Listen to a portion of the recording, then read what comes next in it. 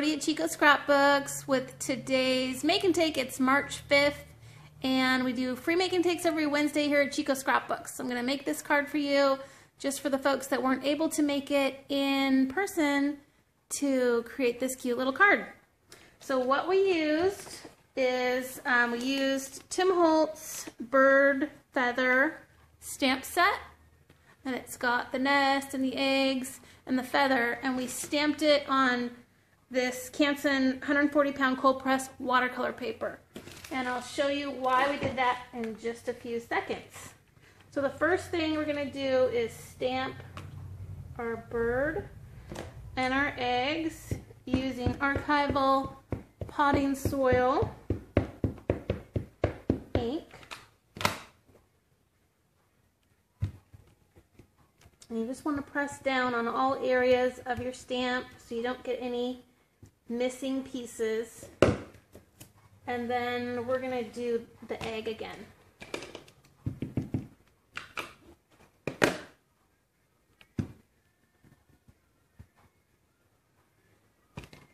Okay.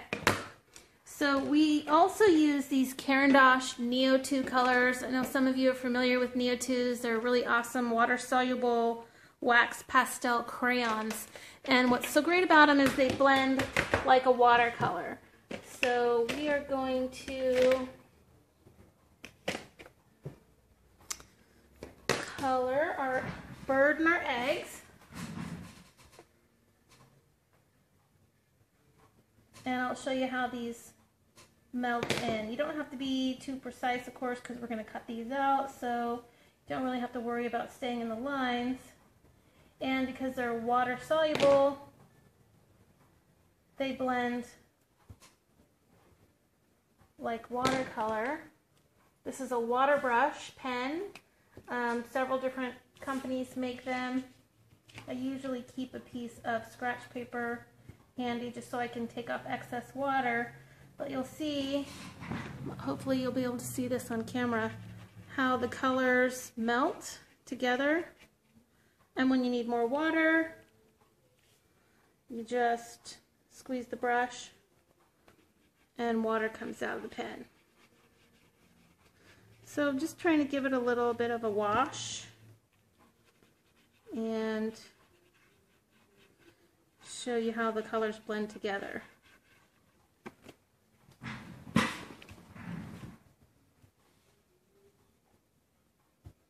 You can take some of it off, and it's just a really neat way to blend colors.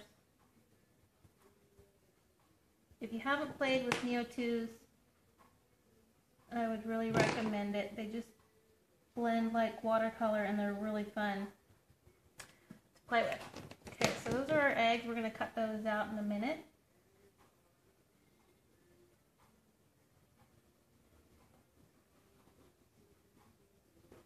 And for the bird, just took a little bit of green.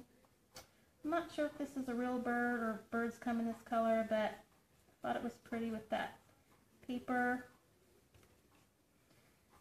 And just wanted to kind of coordinate it with that cardstock.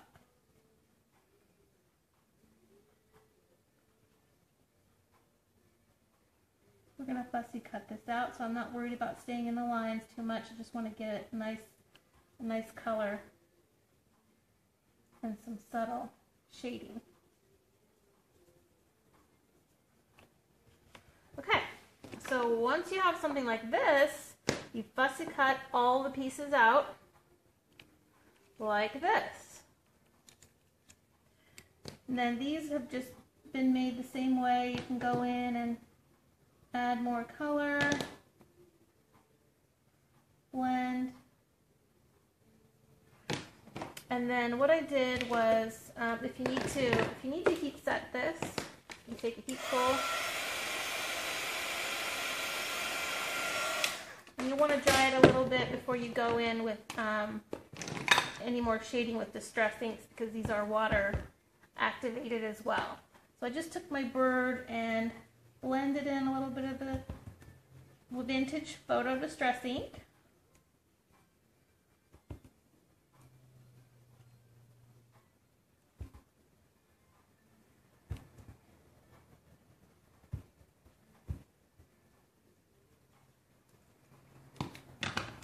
also used bundled sage. And I just went right in over the Neo 2 colors to blend the green in with the brown. So I hope you can see that. I'm going to get some of the feathers.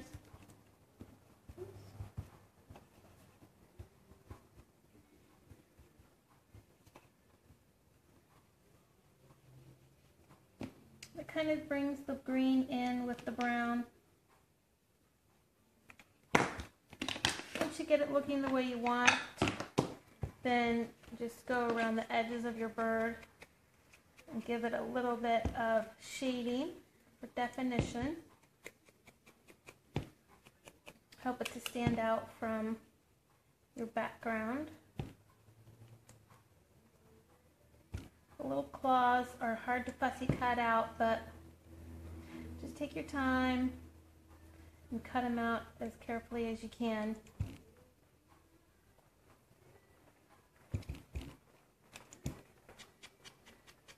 Just going to give them a little bit of shading around the bottom. Okay.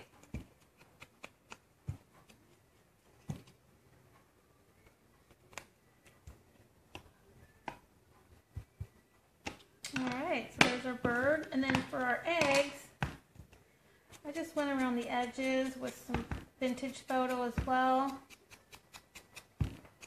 Gives it some definition and some shading. And that's how we got them to look like this. This also has Yudi on it, which we'll show you, but the shading around the edge really helps to give them the appearance of an egg, an actual egg, and not just a one-dimensional oval piece of paper.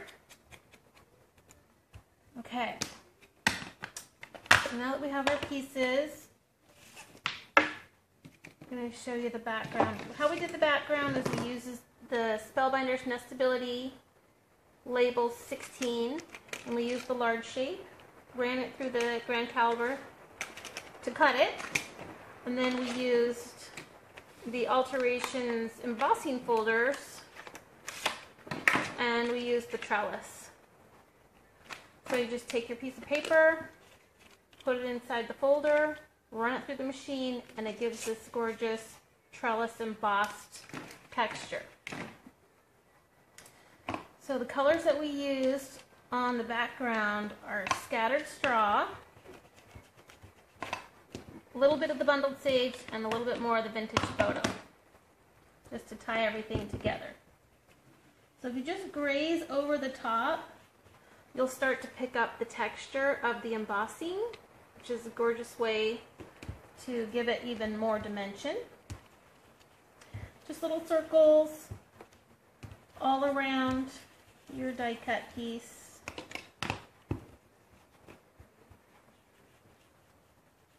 Doesn't have to be super even, just a little bit uneven actually is more interesting sometimes. And I just went in and added a little bit of green in certain places just to give it some added interest and dimension. I think that looks pretty good. And then just to finish it off, a little bit of Vintage Photo around the edge. Gives a little bit of shading and dimension.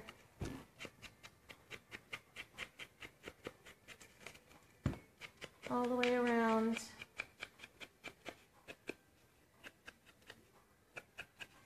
Okay. So hopefully you can see how cool that looks on camera.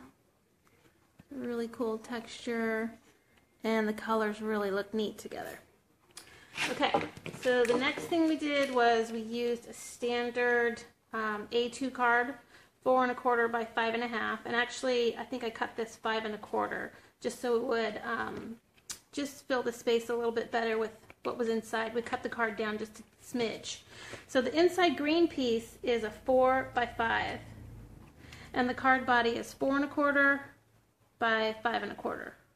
So just 1/8 of an inch all the way around. And we took the Vintage Photo, around the edge of this sage green cardstock. This is basil cardstock with the canvas texture.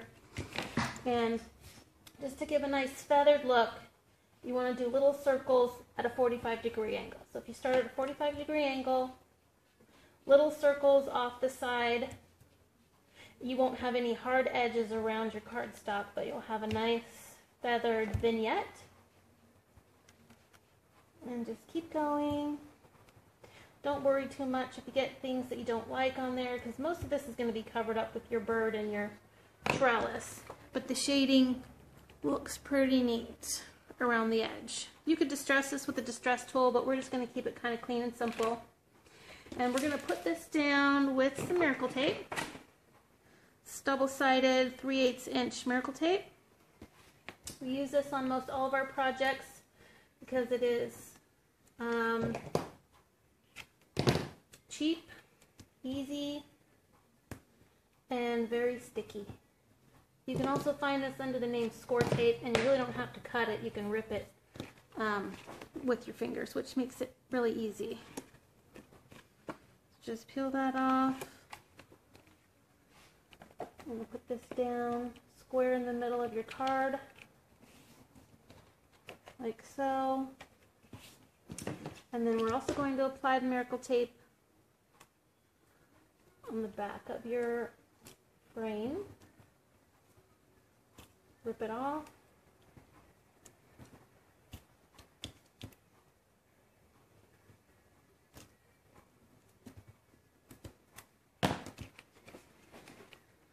I'm going to peel off the backing of your tape. Sometimes it's easier to peel it when you cut it, but it's not very hard.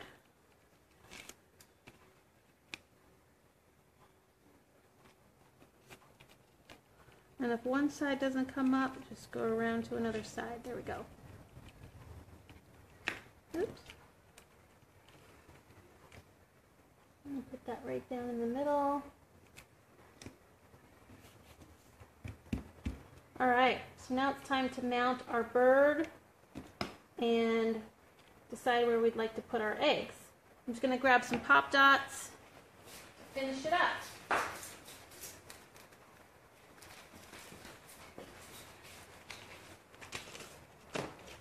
Okay, so pop dots are our best friend. I usually try to match the color of the pop dot to the color of the card, just in case you're looking at it at an angle.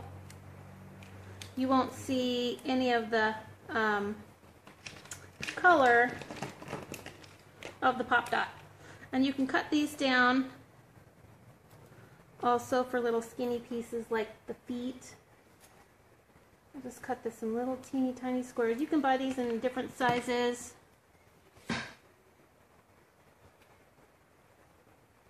One for the claw. And I'll just do one claw for now. Peel off the back.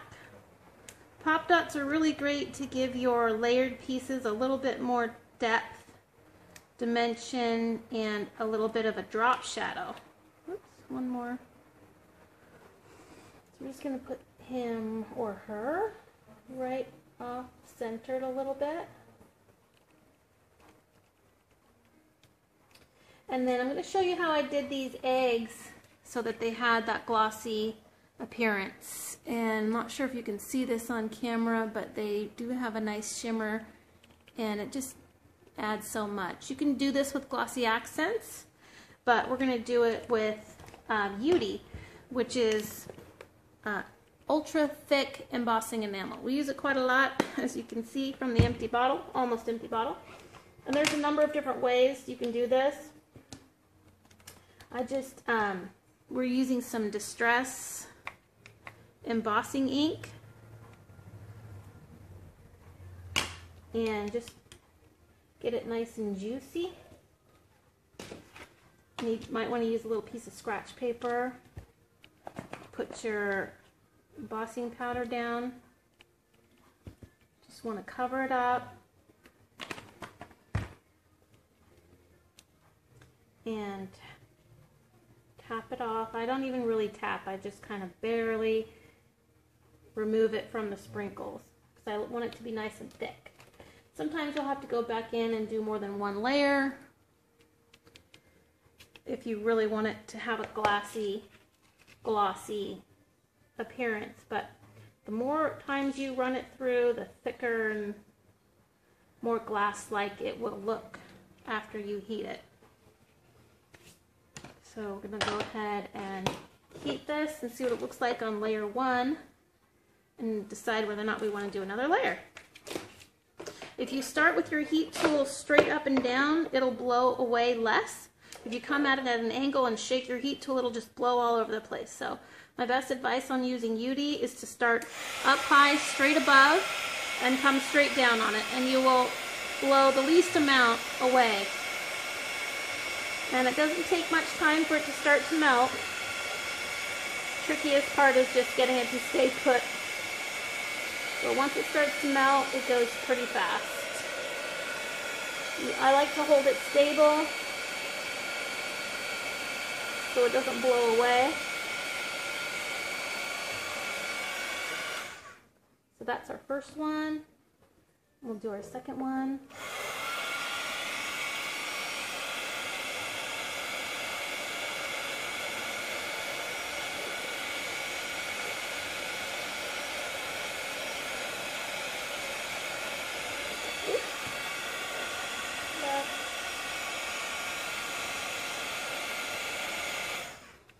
Okay, so they look pretty good, but I'm going to go ahead and do a second layer just to get them a little glossier.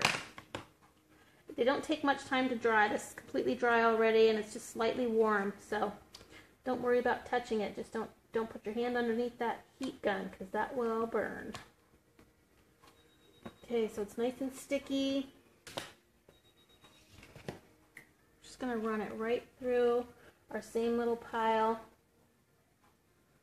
of embossing powder. Get a nice thick layer on there again. Make sure you get all your little corners covered up. And then we'll do our second one.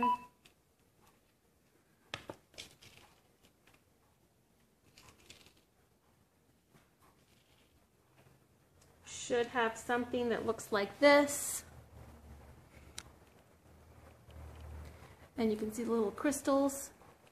And if you miss a spot, just hit it again.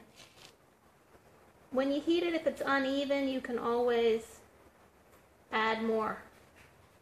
So don't be afraid to do a couple of layers.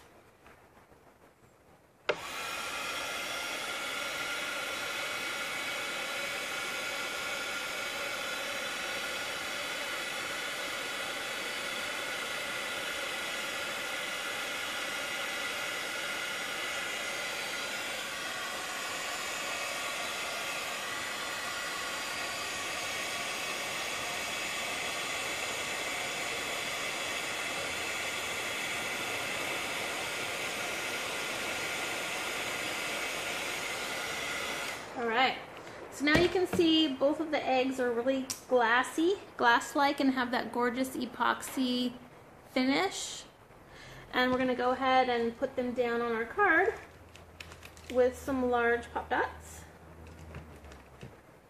And you might want to strategically place your pop dots if you know your pieces are going to overlap, because otherwise you'll have a double height. So I only put pop dots on this side, and then this one's going to go right here. So I'm only going to put these pop dots on the other side. Like that. Peel them off. Stick them down. And then this is 100% silk fiber. Any great fiber will really complement your card or other project. We use a lot of gorgeous custom fibers here at the shop. And you might need a buddy to tie this knot, but just a simple little bow or knot will add a lot. Oops. to your card.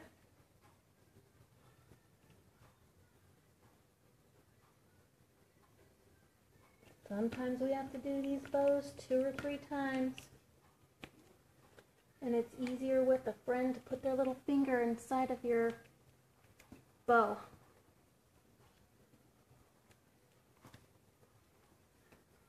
Steph, can I borrow your finger? So if you have a buddy, have them stick their finger right in the middle of your bow. And then it'll be much easier to tie one off. And then you can just adjust your tails and trim them if necessary. The only other thing we did to this card was a little black stickle on the eye. But that's basically how we did it. I hope you guys liked this week's Make and Take, and I look forward to seeing you all in the shop. Have a great night. Bye-bye.